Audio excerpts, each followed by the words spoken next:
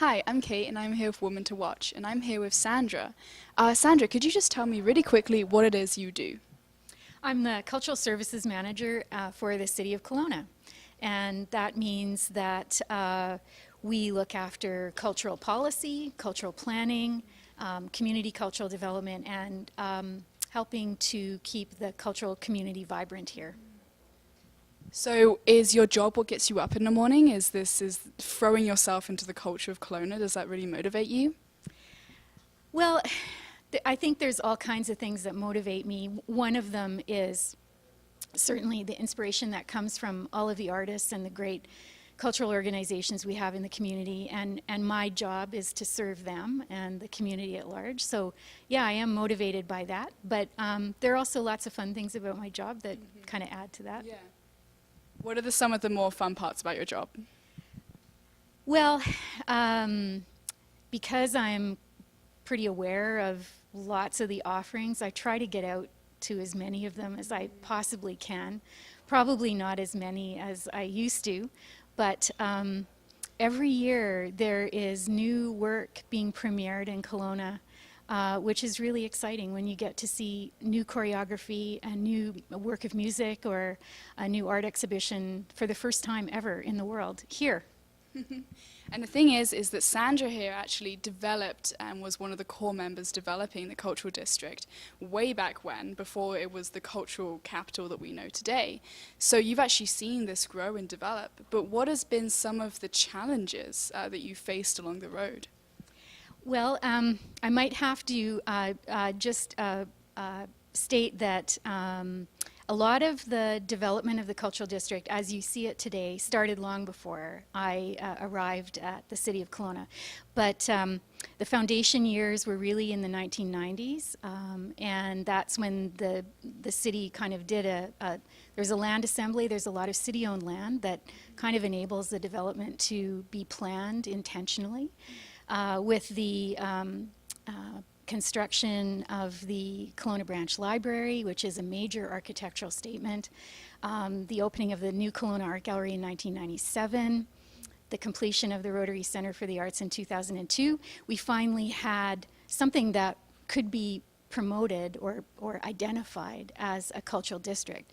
And so that's when the branding of this precinct as a cultural district really started, kind of in the early 2000s as the RCA was being completed. And that kind of puts a whole new identity and opportunity around how you talk about culture in your community, because you have a physical location where a lot of it is focused. And conveniently, the public art program started in Kelowna in 1997. A large part of the collection is located in the downtown area and within the cultural district. So it's another way of making culture visible in the community in a really concentrated area. Yeah. And have you seen that making that culture visible has changed Kelowna? Like, what are some of the big things you've noticed about the development of this physical space and then the culture that follows from it? Well, I think it happens quite often that things in our hometown that we're really used to maybe don't get noticed or appreciated as much until someone from out of town points them out. So I often overhear people who are visiting Kelowna remark on how amazing it is to have this walkable, very compact area devoted to culture and all of the public art around it. We hosted a cultural conference here last October, and we had a lot of positive feedback from delegates from all over Canada about how fortunate Kelowna was to have this. So you've had a lot of positive, and we can all testify to the awesomeness that is our cultural district. But what has been some of the harsh challenges or problems that you've faced along the way? Well, as a public servant, I think we are always challenged when it comes to finding the resources to meet the many competing needs in the community. Culture lines up along with a lot of those other needs, including emergency services, things like utilities, which are real essentials that we often take for granted. So culture has to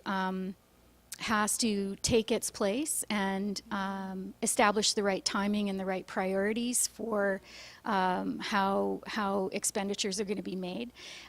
Sometimes it takes a lot of patience for the cultural priorities to come to the top of the list.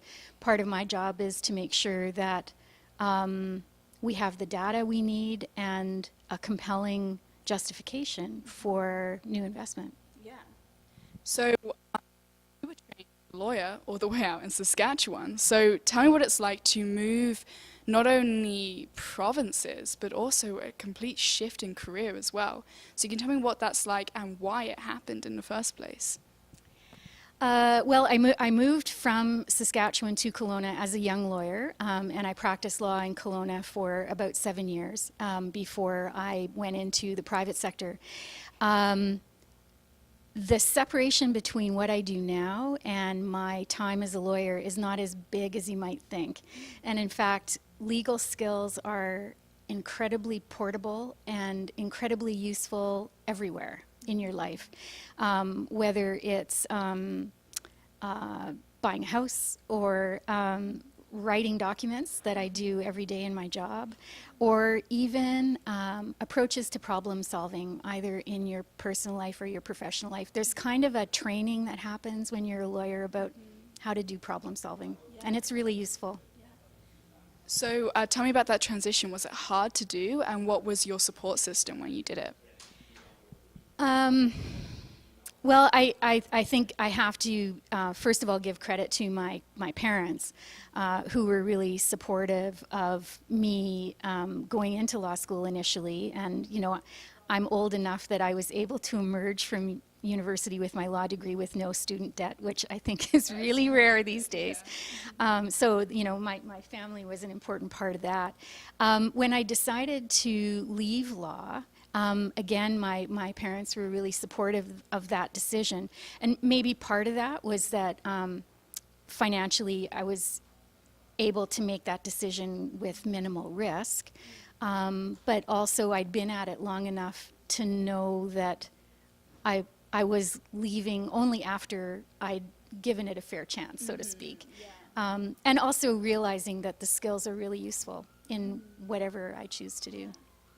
So would that be some of your advice to people who are kind of facing a pivotal moment when they're thinking of leaving their profession is genuinely look hard at it and say, did I give it all that I had? And what other pieces of advice would you give them? Well, passion is a word that comes up a lot. And I do agree that following my interests and my curiosity was part of these career shifts over time. And I do also firmly believe that the era of having only one career in a lifetime is probably gone, and that all of us are going to have multiple transitions and multiple careers in our lifetimes. I think that's good. I think curiosity is really important. But you know, the one message is that financial independence gives you the power of choice, right? If you can't afford to change, you're not going to be able to change. So having that foundation where you understand the risks and can manage them, if you're going to do an about face, is really important. Yeah, that's really practical advice and really refreshing, and everything was. And thank you so much for joining us. I really enjoyed it.